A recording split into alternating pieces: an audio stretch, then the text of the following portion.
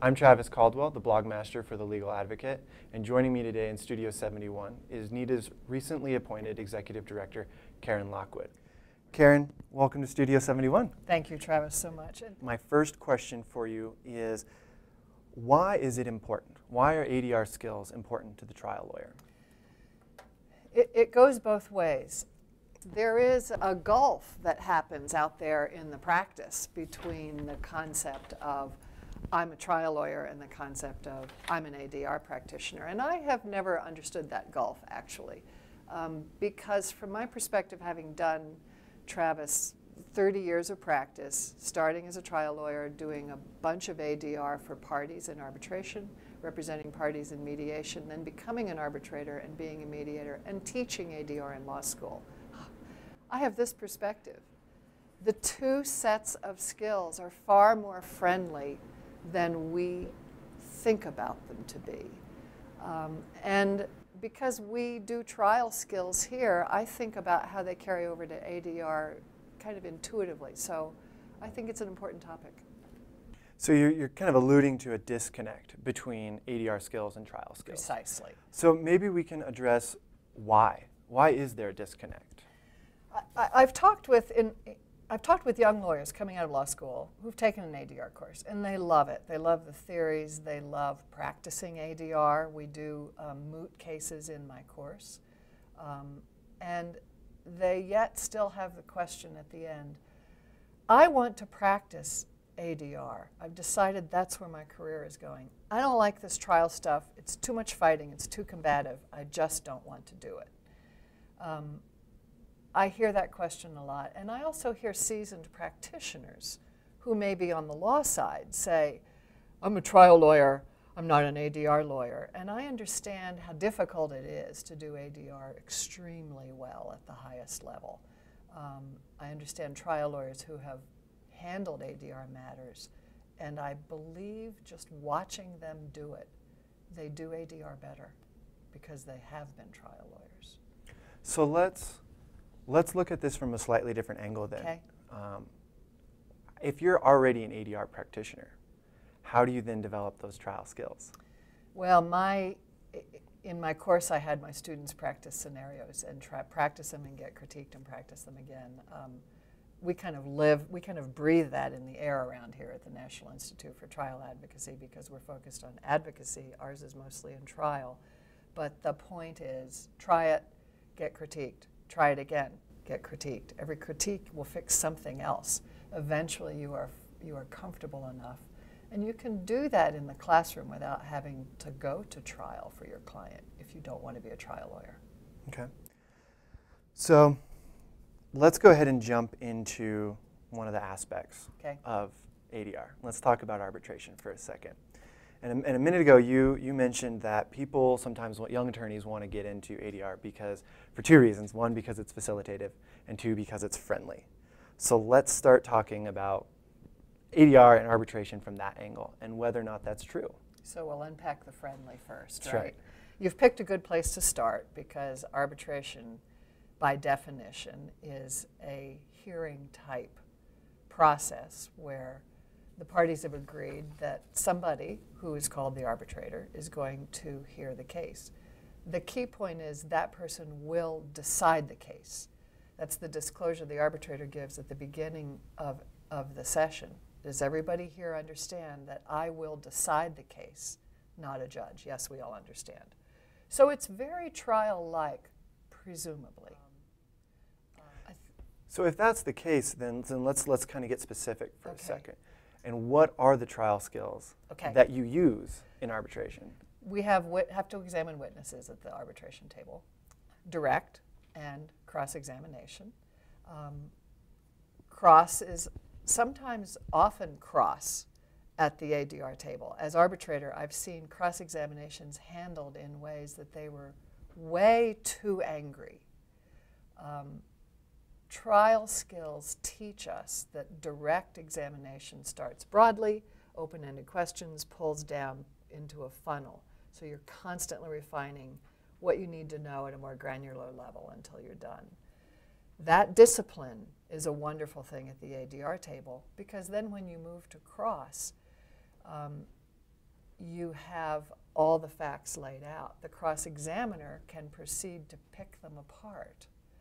But the cross-examiner in arbitration does not need to reduce himself or herself to being angry in order to get the words. And we learn that in court more than we do at the arbitration table. Okay. And so then how does that correlate to themes of witness examination, which is something that Judge Christina Habas wrote about in our post, in one of the posts. So be kind of curious to see that connection.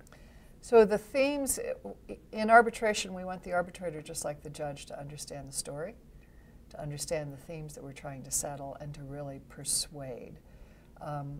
In arbitration, you don't really have closing argument, but you do. You can ask for it. All of those skills that we learn at the bench and at the podium examining a witness are critical in arbitration. The arbitrator, looking at the counsel on both sides, knows who is in command of the facts, who is in command of the situation, who is comfortable sitting in the seat of the advocate, and it makes a difference. Okay. So arbitration and the connection between trial skills and arbitration makes sense. They're fairly obvious. Easy to see. Yeah. Yeah. So let's move to negotiation, because I see there being more of a disconnect on this specific piece. So let's go back to the same question we asked on arbitration. You know, if we are going at it from the angle of facilitative and friendly, what's that connection there, and is that true? Let's talk about witness examination. When you get to the negotiating table as counsel for one of the parties negotiating a dispute, you feel like Houdini. I mean, remember that it's actually not that the parties are so friendly right now. They're probably not. And it's not that you can see a magic solution and everybody's going to find that you're wise. They won't, even if you are.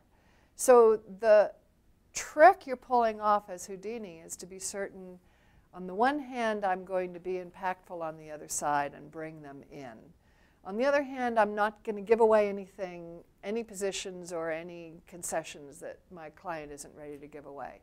And on the third hand, I'm somehow going to bring all of this magically forward, and even when the parties are mad at each other, keep them talking. It's a Houdini project. And there are, Travis, trial skills that help us prepare to do that well. And then let's look at a couple specific trial skill pieces, and let's look at witness examination and closing arguments. Okay, there you go. The same things, witness examination and persuasion, which in the end are the object in all of these settings.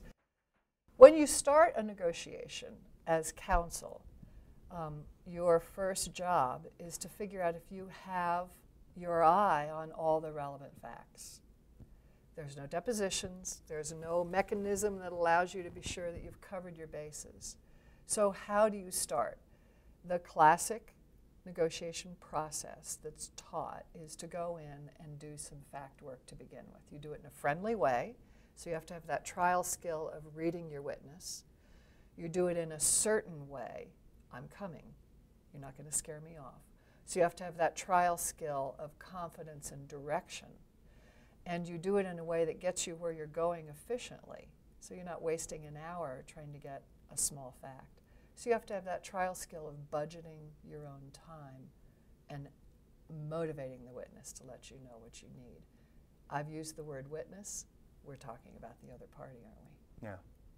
You asked about persuasion? Yeah. Same thing. After the facts are out, your ultimate object as counsel is to persuade the lawyer on the other side, ostensibly, but actually the party on the other side. You are really convincing the party, the lawyer and the party are going to have their own discussions. You've got to win them both over. You're going to persuade not with a closing argument that pounds fists and preaches advocacy. You're going to persuade off of the interests that you identify of the other side. The whole conversation is about this. Other than the zero-sum game dispute we have, what is it out there that's bothering you? What do you worry about if this doesn't settle? How can we deal with solving that problem? If you can identify that, you can put together the whole big persuasive package. How does trial skill help that? Because throughout the rigor of the discovery, examination, closing argument process, you have never been able to do it all in one neat package. It all ends up at the closing. So you know from the beginning how you need to use persuasive powers at the end. The foresight and the self-control is what carries over. Okay. So, and then on the 16th, the blog post author wrote about the competitive nature of being a trial lawyer. And I was hoping that you could shed a little bit of light on that at the negotiation table. Right. So here's looking at the question we're discussing today backwards. Right. You know, the ADR practitioner will look at the trial lawyer and say, you'd be a terrible negotiator because you fight for your result. And in truth, that's true. If a trial lawyer is always fighting for the result, the trial lawyer is actually pushing people away at the negotiating table. The answer lies again in the finesse of witness work, in learning the control that you learn by doing trials being critiqued, doing an exam being critiqued, learning to do a cross in a way that's not angry, learning to get the admission by just making it plain that it has to be admitted. Those are trial skills. Translate them to the table, and the trial lawyer at the negotiating table now has the full range of, I'm going to engage in competitive behavior on purpose at some times. I'm going to achieve a collaborative result by pulling everybody's interests in. And I know the truth of negotiation, which is no one style will get the job done for anybody. So yes, the trial lawyer has to bridge the gulf and learn to lay down the sword and be accommodative when you need to be. Just avoid an issue when it isn't relevant. Respond to competition from you with a competitive whip, and then step back from that tit-for-tat exchange and get back into some collaborative mode. Okay.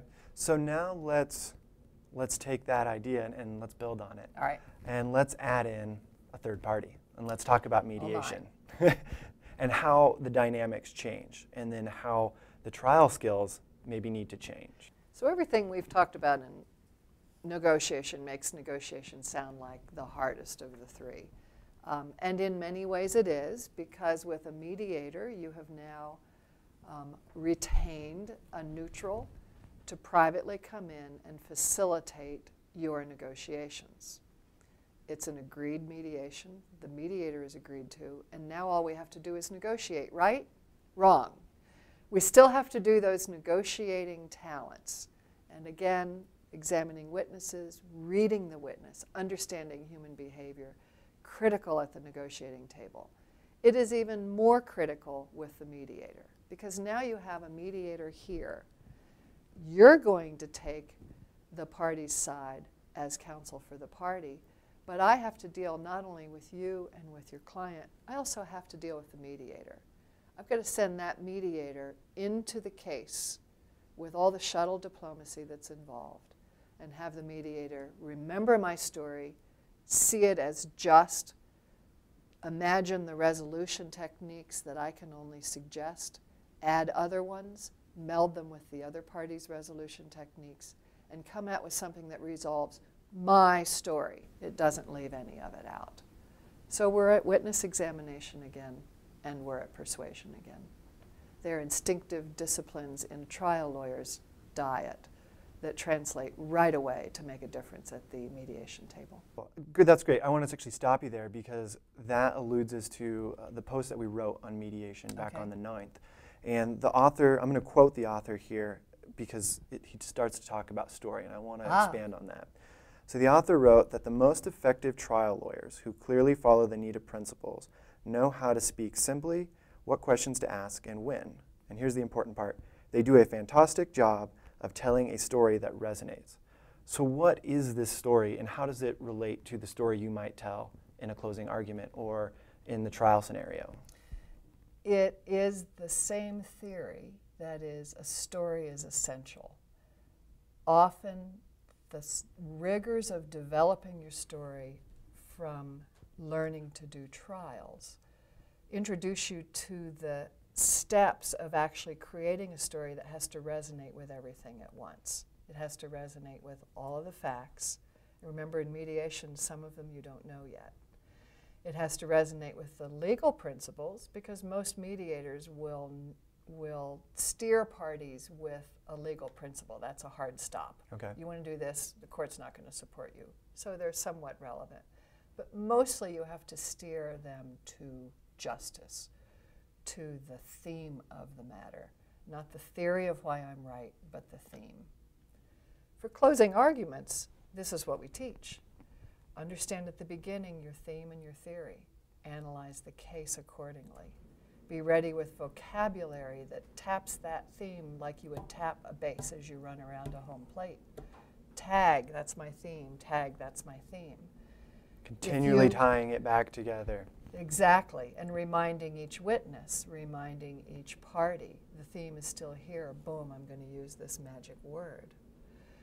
If you develop that discipline, again, in delivering a concise closing argument, because you've conceptualized with disciplined analysis how to do the theme and the winning theory, that carries to the mediation table beautifully, doesn't it? Because you can give that story at the beginning. It's not, you must see our side and only our side, which is what closing argument looks like. But it's a variation of that. You must understand what happened here. I want to deliver Mr. Mediator to my side because he feels my pain, and show him ways that this can get resolved using compromise, exchange of different promises, and some legal points. Okay. Okay. It's fantastic. For my last question, I kind of want to kind of step back away a little bit from the meat of it all, and I want to find out from you, with all your experience, not only in trial but also in ADR, what is that one piece of advice that you give to somebody when they're looking into all of this? Can I take you back to my law students? Yes, please. I don't point at them specifically because it is a question I hear from people in practice up through their first 10 years as they move toward, I like dispute resolution. Is it trial? Is it ADR? My answer is, as a practice, it can be ADR alone, certainly.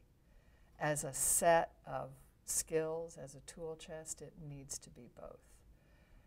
Do you have to practice trials for 25 years to become a mediator, to become an arbitrator? No.